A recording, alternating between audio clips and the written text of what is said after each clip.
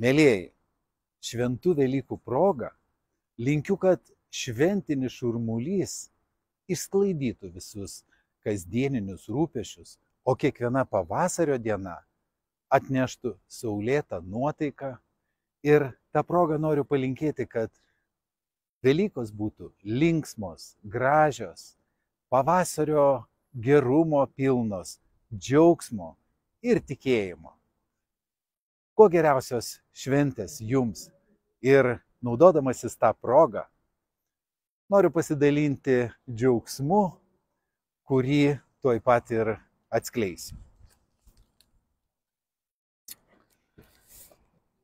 Gavau siuntinuką. Bandykime atspėti jo turinį. Iš tiesų,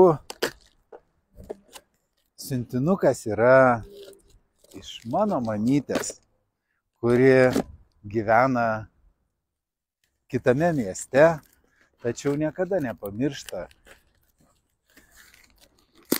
sušildyti savo dėmesiu, šiluma.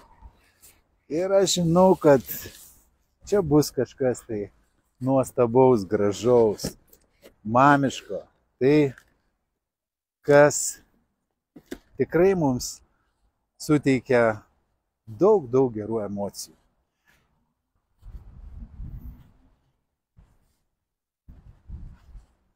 Va, štai taip įpakuotas siuntinukas, paprastai, žmogiškai, va, bet saugiai. Dar. Na, žiūrėkim, ką mes čia turime. Kiaušinukus. Ir aš žinau, čia yra mamytės dažyti. Štai. Ai, mamytė, ačiū tau labai. Tikrai tai nuostabi dovana. Tai yra geriausia, ką galima būtų gauti tokią progą.